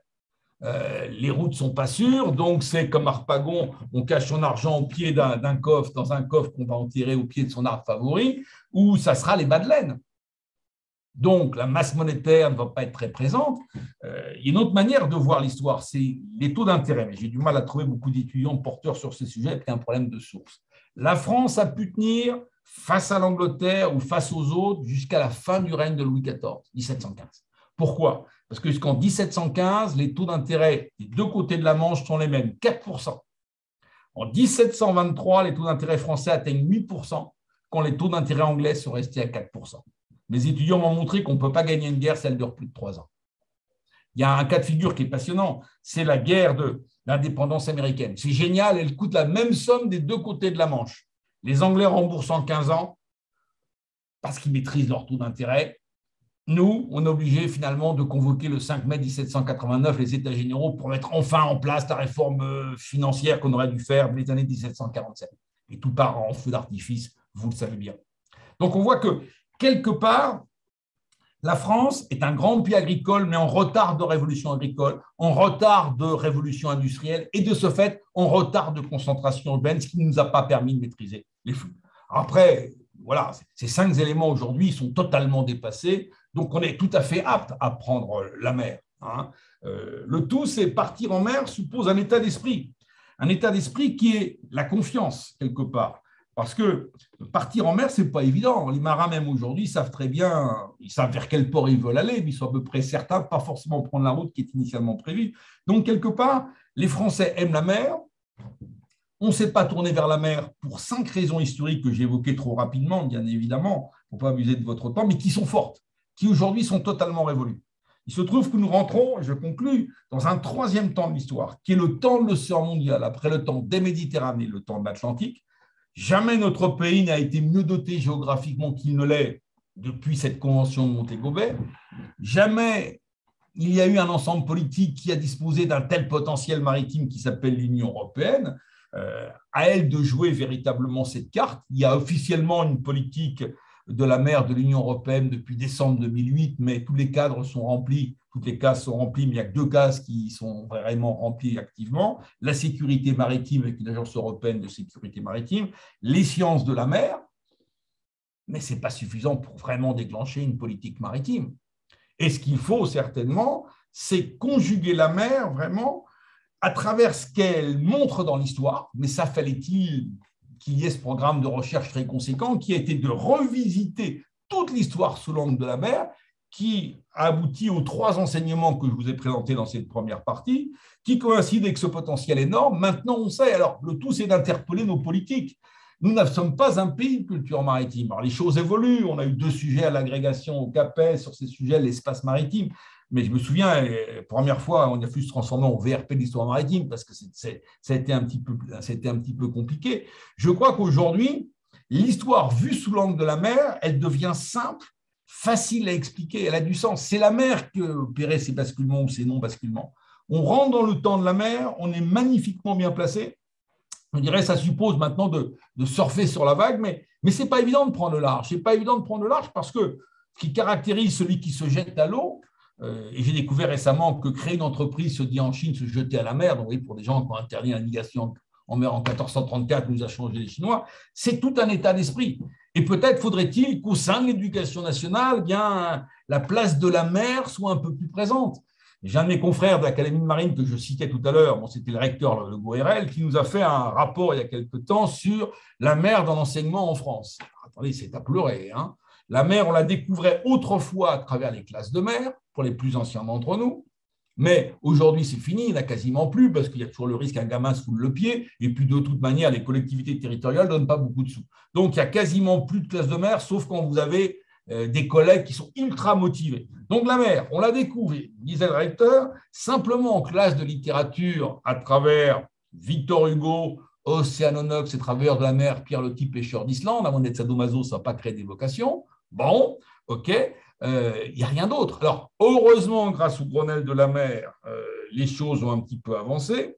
Alors, je vais vous faire un aveu, c'est ce qui explique d'ailleurs plus ou moins les modifications. Lorsque le ministre en charge du Grenelle de la mer, qui était Borloo, on a insisté en disant qu'il faut que l'éducation nationale parle de la mer. Borloo a écrit une lettre à Luc Châtel, qui était son homologue, qui lui a dit « C'est une très bonne idée, Jean-Louis, je saisis l'inspection générale ». L'inspection générale a été saisie, mais 15 jours après, Borloo reçoit une lettre en disant « Écoute, Jean-Louis, on est très ennuyé, c'est une excellente idée, mais l'inspection générale m'a dit que la mer était déjà au programme. » Ah bon? On a regardé, je me suis fait engueuler par le ministre, etc. En fait, il y a eu confusion entre mer et ZEE. C'est-à-dire la mer, c'est ce qui dessinait le Cap Breton, le Cotentin, etc. La notion d'espace maritime n'avait pas été intégrée. Alors maintenant, c'est fait, vous le savez, vous l'enseignez, vous allez être les pionniers. Donc, mais c'est dire qu'on part de loin. On a le grand Jules Verne, mais Jules Verne n'est pas au programme. Il a toujours été rejeté par l'Académie française, peut-être l'année de sa mort ou de sa naissance. Tant mieux pour lui, il a vécu longtemps, mais le taux de turnover de Jules Verne, c'est pas extraordinaire. Je vous le disais, hormis une grande école de commerce, il n'y a rien sur la géoéconomie des flux. On avait écrit au directeur de l'ENA, dans le cadre du Grenelle de la mer, pour lui demander qu'en seconde année de l'ENA, qui est 8 heures, non pas par semaine, sur l'ensemble de l'année, s'intéressant non pas à la mer, parce qu'on nous aurait pris pour des fous, mais à la géoéconomie des flux. Il n'y a rien. Donc, vous voyez, quelque part, aujourd'hui, on est toujours dans cet état d'esprit où la mer, c'est ce qui explique le supplément de la chambre d'hôtel avec vue sur la mer, mais on ne comprend pas que la mer, c'est le moteur de notre économie. Et je voudrais terminer de manière un peu polémique en disant une politique de la mer, ce n'est pas une politique de la paix. Je vous dis des choses très personnelles parce qu'on est dans le même métier, disons-le clairement. Une politique de la mer, c'est une politique d'aménagement du territoire. Je vais vous donner des chiffres parce que vous êtes géographe. Hein. Tout passe par conteneur aujourd'hui, en dehors du gaz et du pétrole. Alors, je vais vous donner les chiffres de la réalité française. 2 conteneurs sur 3, c'est beaucoup, qui rentrent ou qui sortent de France passent par Anvers, Hambourg et Rotterdam. Si vous prenez la région PACA, c'est 1 conteneur sur 2 qui rentre ou qui sort de la région PACA qui passe par Anvers, Hambourg et Rotterdam. Le porte-conteneur qui passe devant Marseille, il dit bonjour, il fait 1 journée et demie de marche, il va décharger à Anvers, qui est le premier port français, c'est Bonaparte qui avait raison, et après, ça mettra 2 jours à arriver en camion. Qu'est-ce qui permettrait aujourd'hui 4 éléments qui ont été bien exprimés par les crises sociales que nous avons vécues, mais qui semblent complètement contradictoires et qui pourtant pourraient trouver un élément convergent. Qu'est-ce qui aujourd'hui permettrait de redonner de la compétitivité aux entreprises? La région française la mieux reliée au flux, ça va faire mentir les géographes que nous sommes, c'est l'Alsace-Lorraine. Puisque par Anvers, Hambourg et Rotterdam, c'est la région la mieux reliée au flux. Ce n'est pas du tout la Bretagne, ce n'est pas du tout la région PACA finalement. Quelle est l'entreprise qui n'a pas besoin d'importer pour produire et d'exporter pour vendre? Plus l'entreprise va se décaler du quart nord-est de la France, plus elle aura des problèmes de compétitivité. Heureusement, les dirigeants, les patrons ne savent pas. Après, ils devraient en prendre conscience véritablement. Donc, qu'est-ce qui permettrait aujourd'hui de recréer la compétitivité des entreprises, en même temps de lutter contre les émissions de CO2? Parce qu'un porte-conteneur, non pas les plus gros qui font 24 000 conteneurs, mais un gros qui fait 16 000 boîtes, ça fait 8 000 camions, soit 97 km de camions bout à bout, ou 234 km si vous tenez compte de la distance nécessaire entre 2 camions. Donc, vous voyez, qu'est-ce qui permettrait en même temps de lutter contre la désertification, voire même l'accidentologie routière? C'est une politique maritime au sens de politique d'aménagement du territoire. Nos ports, nous avons 2 grands ports qui s'appellent Marseille et Le Havre, qui sont de remarquables infrastructures. C'est bien mieux que Gênes. Sauf que nos ports sont des cul-de-sac, qui ne sont pas reliés à l'intérieur, à ce qu'on appelle l'interland dans notre jargon. Et il s'est passé, je terminerai là-dessus, parce que tout ça, c'est de la géopolitique, il s'est passé quelque chose de très grave en juin 2019. C'est la dernière venue en Europe du président chinois Xi Jinping. Il a commencé par l'Italie. Vous vous en souvenez pourquoi? Parce que l'Italie, pays fondateur de l'Union européenne, a noué un accord séparé avec la Chine dans le cadre des nouvelles routes de la soie. C'est-à-dire que dans les 10 ans, la Chine va cofinancer le raccordement intérieur de 3 ports italiens, Gênes, Savone, Trieste. Si dans les 10 ans, on ne raccorde pas mieux Marseille à l'intérieur de la France et de l'Europe, c'est tout le quart sud-est de la France, les habitants, les entreprises, etc., que nous aurons planté. C'est là où on voit véritablement qu'aujourd'hui, on a besoin des historiens, des géographes, et il faut que les historiens et les géographes prennent au col nos politiques, toutes les forces qui décident, parce que véritablement, l'histoire, j'en suis convaincu, ne tourne pas en rond, ou elle tourne en rond lorsqu'on ne dégage pas les enseignements de l'histoire. L'histoire, plus que jamais, dans une période où on change d'époque, redonne du sens, permet peut-être de retrouver véritablement de la confiance. On a un formidable métier. On ne considère pas toujours comme tel, mais en tous les cas, je crois que nous sommes véritablement, pour terminer sur un mot maritime, nous pouvons être des phares, incontestablement. Et merci de vous intéresser à la mer. Et merci de votre écoute. Je suis désolé, j'étais un petit peu long, un peu brouillon, mais je voulais partager quand même un certain nombre d'éléments. Absolument pas. Alors, on peut encore vous écouter très longtemps. C'est vraiment pas un problème. Alors, justement, je crois que il va y avoir des questions nombreuses. Simplement pour démarrer, il y a, bah, c'était l'année dernière.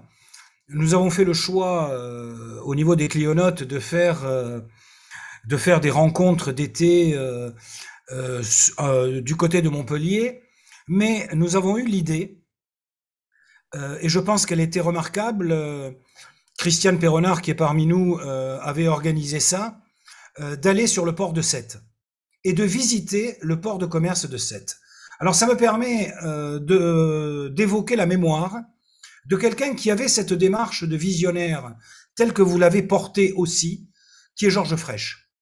Le port de Sète, je l'ai connu comme docker, puisque j'ai travaillé dessus dans mes jeunes années.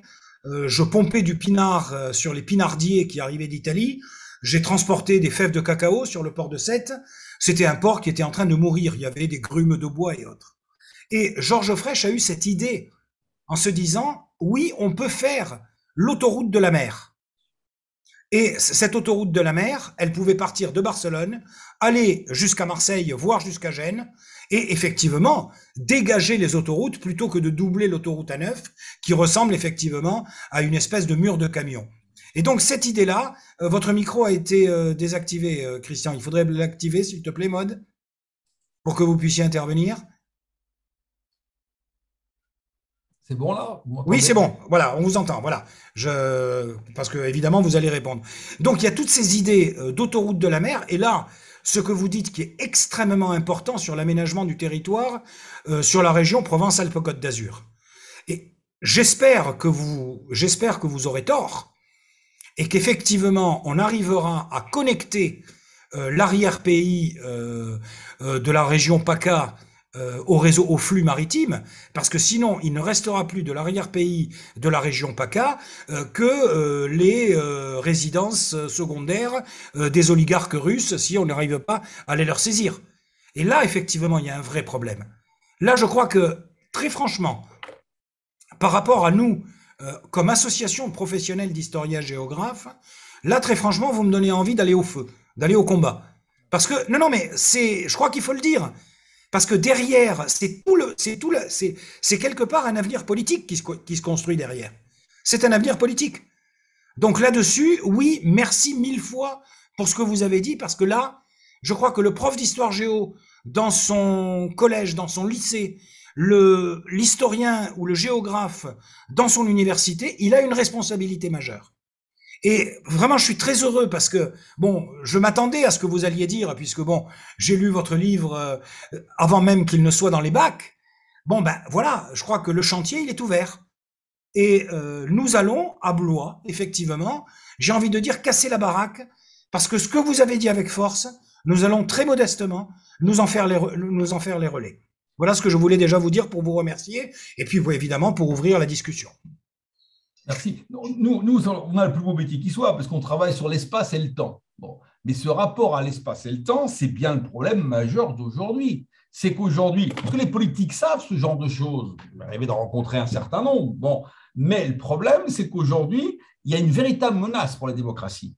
C'est que je ne peux pas m'empêcher de constater que seuls les États autoritaires aujourd'hui, pour rester pudiques, ont une stratégie de moyen terme quand les démocraties s'enlisent complètement dans le court-termisme, y compris nos politiques. On sait ce qu'il faut faire, sauf que ce sont des milliards. Il y en a un qui m'a dit clairement, mais t'imagines, ce sont des milliards qu'on va se priver aujourd'hui, qu'on ne pourra pas mettre pour créer des lits de réanimation ou pour créer des places dans les prisons. C'est-à-dire que, qu'est-ce que c'est que la démocratie? Pour moi, la démocratie, c'est le père de la démocratie, c'est le grand Montesquieu, 1748, l'esprit des lois. Vous savez, il arrive à cette combinaison, chaque régime est basé sur un système, sur un principe, et si le principe disparaît, ça entre en genre de la chute du système. La tyrannie est basée sur la crainte que le tyran ne fasse plus peur, on le dégage. Bon, la démocratie, c'est la vertu, c'est-à-dire faire passer l'intérêt général avant l'intérêt particulier. Qu'est-ce que ça veut dire tout ça? C'est certainement de trouver un arbitrage entre le court et le moyen terme. Si on ne se projette pas aujourd'hui sur le moyen terme, surtout dans un moment où on rentre dans un nouveau temps de l'histoire, il m'arrive de prendre une métaphore stupide, mais elles sont parfois éclairantes, je dirais, si je comparais le moment très précis que nous vivons à une partie de cartes, la partie n'a pas encore commencé, c'est imminent, on est dans ce moment où on découvre les cartes qui viennent distribuer. Alors, certaines cartes vous plaisent, d'autres cartes vous plaisent moins. Quand on voit les cartes de l'équipe de France ou de l'UE, on a les plus belles cartes. C'est le moment où vous faites votre jeu. On n'a jamais vu un joueur de cartes gagner la partie s'il ne fait pas son jeu. Faisons-nous notre jeu? Nos dirigeants font-ils leur jeu? Quelle est cette stratégie de moyen terme? Et est-ce que l'opinion publique aujourd'hui est capable d'entendre qu'il faut trouver une harmonie entre ce que nous voulons pour nous et ce que nous sommes prêts à mettre de côté pour développer l'avenir de nos enfants? Quelque part, l'enjeu, il est là. C'est vrai que nous, spécialistes par métier de l'espace et du temps, il y a quelque chose d'étonnant à dire. On n'a jamais travaillé aussi vite, on n'a jamais été aussi débordé. Il y a quand même un truc qui cloche. C'est la géopolitique, finalement. L'histoire mène à la géopolitique. C'est une articulation entre l'espace et le temps. J'ai même envie d'aller plus loin en disant que une bonne partie, ce qui s'est passé dans les urnes depuis quelque temps en France, depuis au moins 3 quinquennats, c'est-à-dire la montée d'une vision plutôt fermée, plutôt refermée sur elle-même, c'est peut-être aussi la conséquence de cela. C'est-à-dire ce court-termisme qui nous entraîne effectivement à voir les choses du point de vue des fermetures, alors que justement, la mer, par définition, nous entraîne dans les flux et donc vers l'ouverture. Une stratégie maritime, ça me fait mal de vous dire ça. Le président chinois a une stratégie maritime.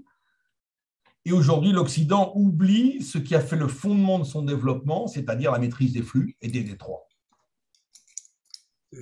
Par contre, nous avons parlé de la Chine, justement à l'université d'Evry, sur la Chine et la mer, et effectivement, la Chine se donne les moyens, avec la stratégie du collier de perles, avec le doublement de la route de la soie par la voie maritime, de mettre en place, avec, y compris d'ailleurs en allant très loin dans le détail, mais ça n'a pas échappé aux spécialistes que vous êtes, sur la stratégie duale. C'est-à-dire que le port de commerce, c'est aussi un port militaire. Bien sûr, bien sûr. La part, les activités maritimes dans le PIB chinois, c'est à peu près 8%. 2,4 pour le Royaume-Uni, 2,4 pour l'Allemagne, 2,2 pour la France. Il y a l'écart. Voilà. Alors, il y a peut-être des questions que nous allons prendre. Les micros peuvent être activés éventuellement pour des interventions en direct. Maud, s'il te plaît.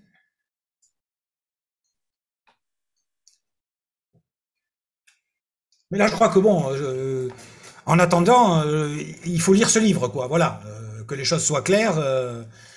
Il faut le lire.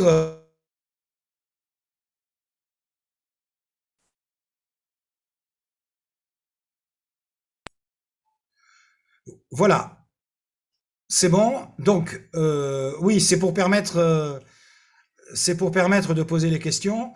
Donc, il faut vraiment lire ce livre parce que vous aurez justement sous la main pour préparer vos cours les outils conceptuels que Christian a eu la gentillesse de nous présenter dans cette intervention que nous aurions pu évidemment continuer pendant encore très longtemps et que nous retrouverons à Blois. Donc le rendez-vous est déjà pris. Donc il y a une question de Déborah. Dans la montagne d'aménagement à prévoir, lesquels sont prioritaires pour sauver le pays? Alors, je dirais c'est une véritable politique d'aménagement du territoire. J'ai été très marqué par une intervention il y a quelque temps à Limoges. Ils m'ont expliqué, avant la réforme régionale il y a quelques années, 3 ou 4 ans, ils m'ont dit, Limoges, nous, on était une capitale régionale. Limoges, la capitale de Limousin. Maintenant, on est rentré dans la Nouvelle-Aquitaine. Donc, nos fonctionnaires territoriaux sont partis à la nouvelle capitale, c'est-à-dire Bordeaux. Vous, depuis Paris, vous mettez 2h04. Nous, il faut 2h40 depuis Limoges pour aller à Bordeaux. Nos fonctionnaires territoriaux ont donc vendu leur maison, c'est l'immobilier qui a chuté, etc. Et j'ai vraiment pris conscience que ce que j'ai fait pendant 20 ans, ce n'était pas le bon axe. Ça fait 25 ans, 30 ans, peut-être bientôt, où je dis en substance, il faut que la France se tourne vers la mer. Je me suis rendu compte qu'il faut changer de postulat. C'est à la mer de rentrer à l'intérieur des terres. Tant que Limoges, Clermont-Ferrand, les villes les plus à l'intérieur ne seront pas reliées à leurs ports régionaux, je pense à La Rochelle d'ailleurs, plus qu'au port de Bordeaux par certains côtés, les ports régionaux ne marcheront pas. Et tant que nos ports régionaux ne marcheront pas, les deux grands ports que sont Marseille et Le Havre ne marcheront pas. Et tant que les ports ne marcheront pas, il y a un surcoût en termes de productivité il y a une moindre productivité, donc un moindre développement économique et un surcoût. Et en plus, ça génère des émissions de CO2. Donc, on voit que, avant tout, une politique maritime, c'est au niveau régional, il faut que chaque région, chaque département envisage une politique de raccordement à son port régional. C'est ça qui va créer une dynamique de flux, une dynamique de croissance et créer de l'emploi, de surcroît. Mais pour faire beaucoup de régions n'ont pas du tout intégré ce genre de choses. On ne mesure pas que c'est la mer qui doit relier, qui doit énerver. Il faut imaginer aussi qu'il n'y a qu'en France où on pense qu'un port, c'est au bord de la mer.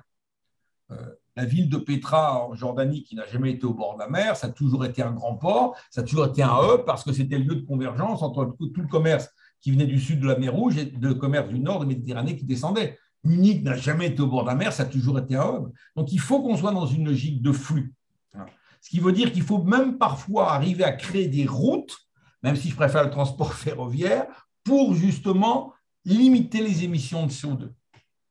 Là, on a un véritable débat. Tant que tout viendra d'Anvers principalement, c'est-à-dire d'un pays périphérique à la France pour traverser tout le territoire français, parce que nos dirigeants économiques ne passent pas par nos ports de proximité, ça ne peut pas fonctionner. Souvent, je leur demande quand je les croise, certains me disent « Oui, mais je ne passerai plus par les ports français, ils m'ont planté il y a 10 ans. » Écoutez, il y a 10 ans, il n'y avait peut-être pas la même fiabilité sociale qu'aujourd'hui. Aujourd'hui, ils sont beaucoup plus fiables. Je leur pose souvent la question, si vous passiez par votre grand port de proximité, combien vous gagneriez? La plupart me disent, on ne peut pas vous répondre, mais on vous répondra. Certains l'ont fait. Ils me disent souvent, notre coût de transport, c'est 10%, mais ils ont du mal à nous le ventiler. Et beaucoup sont revenus vers moi en me disant, oui, c'est vrai que si on passait par Le Havre ou Marseille, notre port régional, on gagnerait 3 à 4%. C'est vrai que nos parts de marché, on les emporte à 2 ou 3% près. Donc, vous voyez le potentiel de la France incroyable. Mais on ne mesure pas, et ça, moi, j'en peux plus. Là, j'ai refusé de faire partie des écuries présidentielles, etc. J'en suis trop tapé. Tout candidat veut un groupe maire parce qu'il y a 404 000 voix à récupérer. Voilà, hein. Mais ce qui est intéressant, ce n'est pas un groupe maire qui servira d'alibi pour montrer que le candidat s'intéresse à la mer, c'est prendre les maritimistes pour les mettre au cœur de l'économie. C'est-à-dire prendre le flux, donc peu importe la mer, le flux comme moteur en quelque sorte de développement économique, de lutte contre la désertification, de lutte contre les émissions de CO2. C'est là où on voit que globalement, il n'y a pas d'opposition entre développement économique et développement désirable. Les deux vont de pair. Nos émissions, la pollution de la mer, c'est avant tout par nos émissions de CO2 parce que nos ports ne marchent pas. Le transport maritime est polluant parce que les navires, ils ont un taux de rotation très, très long, bon, et qu'ils utilisent du fuel numéro 2 du type Prestige ou Erika, mais au total, si vous voulez, le frottement d'une coque sur l'eau suppose moins de débours énergétiques que le frottement d'une roue de brouette sur du macadam. Donc, on voit qu'il y a quelque chose à faire. Le transport mondial est polluant, c'est ce que je dis à mes étudiants. Parfois, certains ont tendance à vouloir tout produire à proximité. Après, c'est plus compliqué. Si vous prenez un frigidaire, je triche un peu parce que c'est gros, c'est pas cher. Le coût de transport du frigo entre Anvers et Rennes, qui est au nord de la Loire, c'est 4 fois plus cher que le transport de ce même frigo qu'entre Shanghai et Anvers. Et la pollution est infiniment supérieure entre Anvers et Rennes qu'entre Shanghai et Anvers. Donc, on voit que on n'arrivera jamais à tout produire à proximité. Il faut cesser certains excès. Il faut aussi un partage international du travail. Mais c'est arriver à faire en sorte que nos ports fonctionnent pour rapprocher les centres de production des centres d'arrivée des matières premières et pas les faire venir d'Anvers, Hambourg et Rotterdam pour les 2 tiers, comme je vous le disais, ce qui est quand même un comble. Y a-t-il d'autres questions? Oui, vous m'entendez? Bien sûr, tout à fait. Oui. Est-ce que vous avez déjà eu des échanges avec des élus de Marseille et du port de Marseille pour discuter de toutes ces choses-là et où ça en est selon vous? Alors, par rapport à vos préoccupations et aux priorités qui vous semblent importantes? Je dirais les dirigeants politiques sont conscients de ce genre de choses. Là où le bas blesse, c'est lorsqu'on demande les milliards pour obtenir à ça. Le président Macron, on m'avait demandé d'interpeller le président Macron pendant 4 minutes 30 aux dernières assises d'économie de la mer, c'était à Nice en septembre. Bon, je lui ai dit les choses très, très clairement, ils sont conscients de ce genre de choses. Mais après, c'est des milliards qu'il faut mettre sur la table qu'on ne mettra pas dans d'autres projets. Le problème, il est là. Alors, on fait un peu. On a renforcé ce qu'on appelle à repas, le corridor Le Havre, Rouen, Paris, en donnant 2 milliards. Mais 2 milliards, ce n'est pas assez. C'est là où je suis très optimiste, c'est qu'avant le Covid, les milliards étaient rares, maintenant ils sont beaucoup plus prolixes. Bon. Déborah pose la question, qu'est-ce qu'il faut faire? Alors, en fonction de la région où vous êtes, ça serait examiner comment raccorder l'intérieur du département de la région, comme je le disais, au port régional de proximité et casser les pieds à vos élus avec ça. Tant que les dirigeants, les patrons n'exigeront pas plus que ça des pouvoirs publics qu'ils aient des ports en état de fonctionnement, parce qu'ils ne sont pas conscients du phénomène, on y va, mais on se hâte lentement. Et la Chine, aujourd'hui, est infiniment plus rapide sur ce genre de choses. Une question de Véronique, oui. J'aurais une question très, très naïve. Hein. C'est vraiment… C'est une bonne question. Je prends la situation entre San Francisco et Auckland et je la rapproche en fait des ports français régionaux. Une des raisons pour lesquelles San Francisco s'est complètement effondré et le commerce a basculé sur Auckland, c'est ce que justement l'arrivée des porte-conteneurs ne pouvait pas décharger sur les quais de San Francisco pour la bonne et simple raison, c'est qu'il y avait la ville et il n'y avait pas les espaces historiques suffisants pour pouvoir développer cette ville.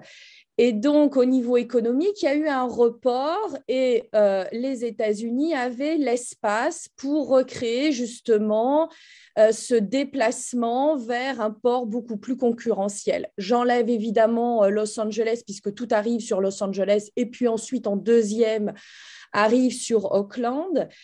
Finalement, je me dis que quand je regarde les ports français, et notamment que ce soit Marseille ou les ports régionaux, eh bien, les quartiers historiques font qu'aujourd'hui, les ports pouvaient accueillir une ancienne économie avec des bateaux de bois ou jusqu'à une certaine capacité, mais n'ont pas l'espace suffisant, encore moins ni les routes, ni les hubs, ni les transports internationaux, aéroports, etc., pour justement supporter une économie.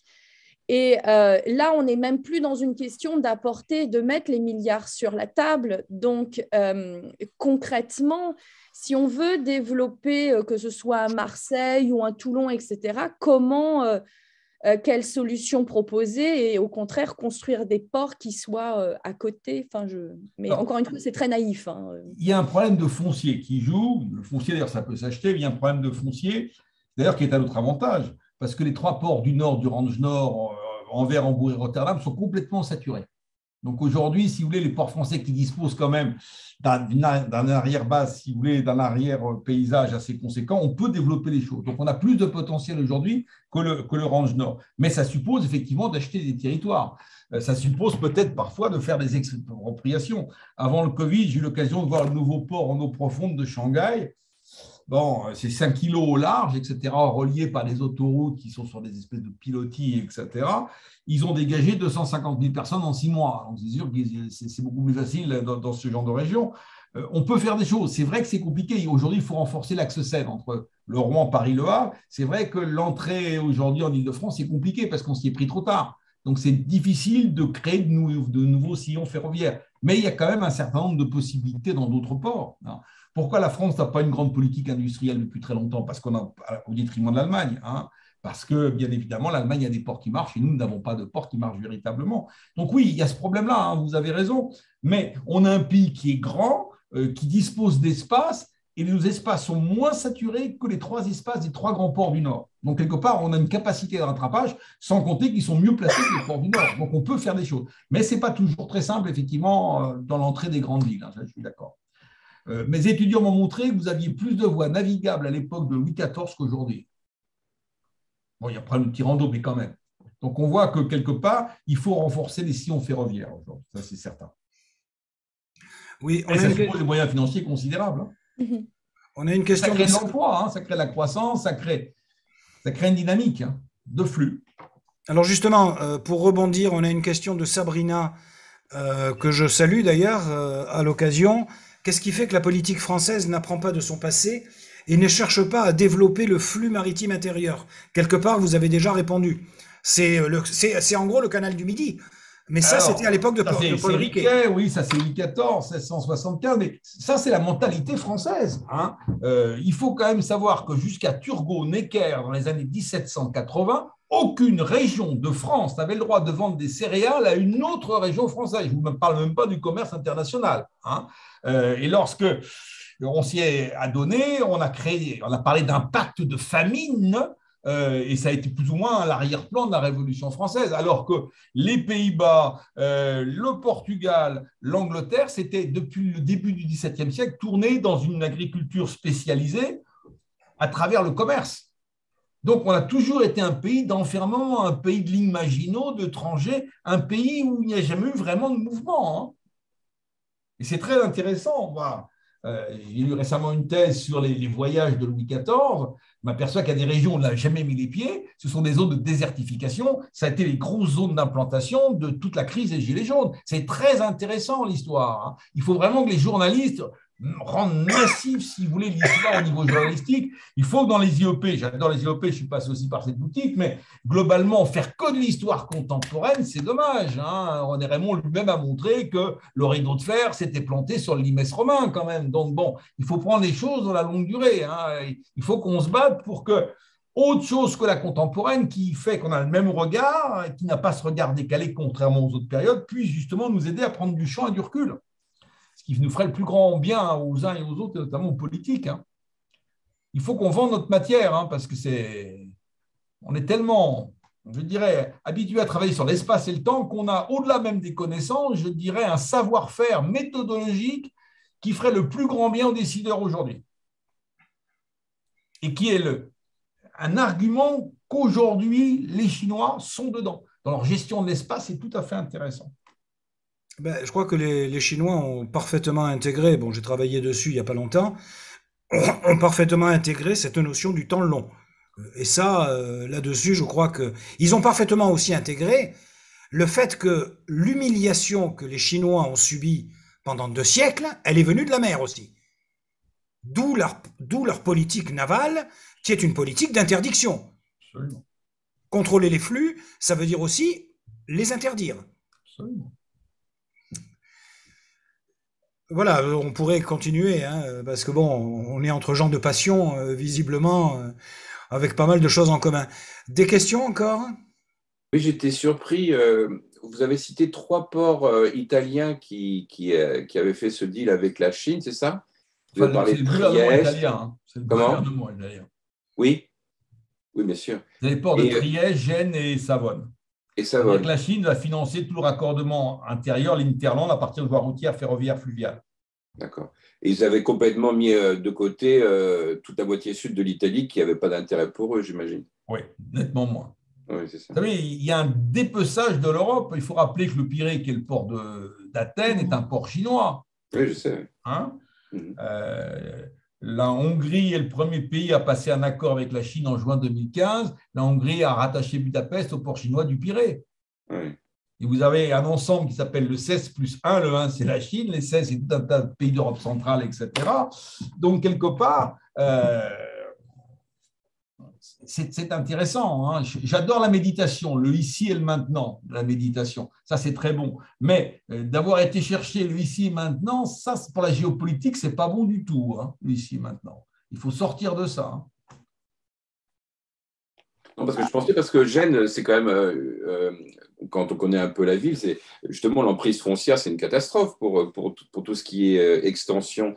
Parce que, bon, évidemment, des ports comme Gio, Tauro, qui, bien sûr, peut-être sont peut-être entre les mains de la mafia, je ne sais pas, mais ça serait quand même des emprises foncières beaucoup plus fabuleuses pour Alors, je ne sais pas encore ce qui est prévu. On ne sait pas quels sont les plans, si c'est effectivement Gênes même ou si c'est le grand Gênes, etc. Parce que les Chinois ne reculent devant rien. Hein.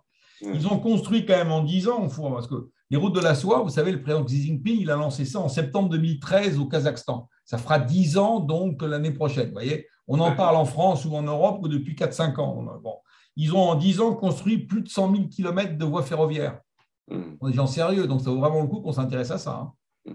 Par contre, ils n'ont pas du tout envisagé comment ça peut se raccorder après par rapport à l'Europe. Après, le débat est s'il faut se raccorder, pas se raccorder. Ça pose des questions presque philosophico-économiques. Hein. Bonsoir monsieur. Soit. Merci pour votre conférence passionnante et passionnée. Je me demandais simplement si, d'un point de vue environnemental et même, on pourrait dire, social, si le développement économique et même la forte croissance démographique sur les littoraux est véritablement durable, si on prend en compte la montée des eaux annoncées déjà, mais aussi le fait que les littoraux sont des milieux particulièrement fragiles. Est-ce que ces littoraux peuvent supporter une telle charge? Ça, j'en sais rien. Ce qui est certain, c'est qu'il y a une concentration dans tous les pays, même en France, toutes les villes, les départements, les régions littorales, c'est les zones qui se développent le plus, même en France. Bon, je vous parlais d'une moyenne mondiale. Évidemment, quand vous prenez déjà l'Australie, 92% de la population australienne vit sur une bande littorale de 75 km. C'est vrai que vous avez raison, il y a deux mouvements d'ampleur tectonique, à la fois la concentration de plus en plus marquée sur le littoral et la montée des eaux. Ça, on est bien d'accord. Ça, c'est deux éléments contradictoires. Moi, je suis convaincu, pour sortir les grands mots de notre métier d'historien, on va probablement vers un New Deal de la construction navale pour protéger le littoral d'un certain nombre d'endroits.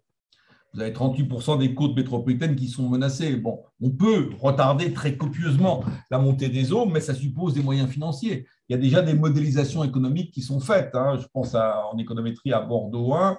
Il y a combien de mètres carrés à défendre? Le mètre carré, quelle est la valeur locative moyenne? Ça fait quelle valeur marchande? Est-ce que ça vaut ou non le coût que je défende? Donc oui, on est de plus en plus concentré. La mer Monde, c'est contradictoire, je vous le concède volontiers. C'est vrai aussi que les zones les plus fragiles de la mer, c'est les zones littorales. Les poissons ne se reproduisent pas en pleine mer, pour la plupart d'entre eux. Ils se reproduisent sur le littoral, une toute petite zone ridicule, mais qui est celle-là même que nous agressons parce que c'est là où la photosynthèse va jouer à plein pour servir de pouponnière. Donc, c'est là où l'humain, il ne fait pas grand-chose, mais il attaque précisément là où ça fait mal, quelque part. Donc, c'est vrai qu'il y a des défis absolument considérables et qu'il va falloir changer. Mais là aussi, c'est intéressant, c'est qu'on s'aperçoit qu'à chaque changement d'époque, il y a trois verbes qui doivent être réinterprétés, revus. C'est une manière de voir, d'avoir et d'être. Et je suis convaincu qu'il faut changer de manière de voir. Moi, je suis convaincu qu'il faut, il faudrait presque en parler pendant des heures de ça. Je pense qu'avant tout, il faut se réarmer intellectuellement. Excusez-moi, je dis des choses qui me tiennent vraiment à cœur. Ça fait un siècle qu'on crée au génie après Albert Einstein, mais les mathématiques, la physique quantique, c'est toujours pas intégré, sauf dans des écoles très spécialisées. Quant à notre méthodologie, à nous, littéraire au sens large, thèse, antithèse, synthèse, la synthèse, c'est encore un petit gris politiquement correct. C'est-à-dire qu'on n'est pas dans une synthèse dépassement. C'est-à-dire que j'en arriverais presque à dire qu'aujourd'hui, la structuration mentale des Asiatiques est plus à même de gérer le complexe que notre vision à nous, qui est très linéaire. Vous savez, quand on avance de la perspective, nous, c'est à partir d'un point focal, c'est-à-dire que nous nous projetons en termes de ligne droite. Les Asiatiques, il n'y a pas de cadre, donc c'est que des courbes. Donc, en géopolitique, quand vous fonctionnez par ligne droite et les autres par des courbes, on a mis longtemps à comprendre ce qu'ils essayaient de faire, parce qu'on ne les prenait pas pour des clients sérieux. Donc, il y aurait tout un réarmement intellectuel, thèse, antithèse, je caricature, parce que si thèse c'est blanc, antithèse c'est noir, on essaie de faire un petit politiquement correct, un gris clair ou un gris foncé, c'est surtout rose à point vert qu'en gros la synthèse. Et ça, on a du mal à sortir du cadre. Et je me suis rendu compte que ce que nous appelons thèse, antithèse, les Asiatiques, ils appellent ça le yin et le yang. Et le yin et le yang, si vous voulez, c'est ce qui crée le mouvement même de la vie. Alors, ce n'est pas ce qui va créer plus d'efficacité, ça on l'a vu dans l'histoire, sauf que dans une période où on est dans une attente de complexité, peut-être qu'ils sont mieux amenés à gérer le complexe que nous. Donc, je crois qu'il y a une vraie réflexion à avoir sur la méthodologie, une vraie réflexion sur l'espace et le temps. Prendre le temps pour voir les choses sous d'autres angles. Mais c'est sortir à fond du court-termisme et de l'enfermement. Vous savez, c'est marrant parce que souvent, l'un de nos jeux les plus sophistiqués en Occident, c'est le jeu d'échecs, qui est la caricature de ce que nous sommes. C'est un carré. La figure qu'on préfère fait que des petits carrés complètement manichéens, noirs ou blancs, ils sont rarement roses et verts. Et comme les Asiatiques, même si vous gagnez la partie, c'est vous qui êtes un peu faible démographiquement. Il faut jouer au jeu de Go, au jeu de Mahjong, dans une politique de flux. Vous signez un contrat avec un Chinois ce matin, ce soir, il ne respecte pas sa parole. Ce n'est pas qu'il soit fourbe, il n'y a qu'une lettre d'écart, c'est qu'il est courbe. Il s'adapte toujours à tout moment. Il n'y a pas de grand schéma, on ne va pas de A vers B. Il faut travailler, il faut que que dans les écoles de commerce ou dans un certain nombre d'endroits, on nous fasse comprendre quelle est la mentalité asiatique. Je vous fais de la propagande pour un bouquin c'est 1 heure de lecture. Esna Caillot, le paradoxe du poisson rouge. Vous en avez pour 1h30 de lecture. Ça, c'est le mode d'emploi indispensable si vous voulez comprendre les Chinois. Et je peux vous dire qu'il y aura peu de nos enfants qui n'auront jamais affaire aux Chinois. Il faudra peut-être mieux savoir comment ils fonctionnent parce qu'autrement, ça sera un terrain d'incompréhension totale. À notre détriment, d'ailleurs. Ce n'est pas eux qui vont faire l'inverse. Bien, ben Et merci d'être votre présence. Merci de. Écoutez, c'est surtout merci et merci à vous, cher Christian. On vous écoutera encore avec passion et avec beaucoup d'intérêt au rendez-vous de l'histoire de Blois. Donc là vraiment, j'essaie. Ça fait un moment que je vois Michel qui acquiesce. Michel Hadjadj, je lui ai dit qu'il pense déjà à réserver les rendez-vous de l'histoire de Blois. C'est évidemment valable pour tous les autres, parce que ce sera quand même un grand moment. Et je crois que pour ces rendez-vous de l'histoire de Blois, vous aurez énormément de choses à dire et à faire partager. Vous savez, les rendez-vous de l'histoire de Blois, c'est aussi le lieu où les politiques vont se montrer. Mais ce sera peut-être l'occasion de leur rappeler un certain nombre de choses, et puis peut-être aussi de profiter de vos enseignements. Voilà, merci vraiment pour votre attention. Merci à tous d'avoir été là. Vous pouvez continuer à nous aider. Nous allons mettre en ligne le plus rapidement possible l'enregistrement de cette conférence. Merci à Maud d'avoir été la modératrice, la gardienne du temple pour veiller à ce que tout fonctionne bien. Ça a très bien fonctionné, il n'y a pas eu d'incident technique. Mais vraiment, encore une fois, merci infiniment, Christian. Et puis, on reste en contact et on va travailler ensemble. Et je suis sûr que nous allons pouvoir faire des choses passionnantes et, je l'espère, très modestement utiles. Voilà, merci à tous et bonsoir. Bonsoir. Bonnes vacances ou bonne reprise. Merci beaucoup. Allez, bon courage à tous. Merci. Et à très bientôt. Allez, au revoir. Au revoir.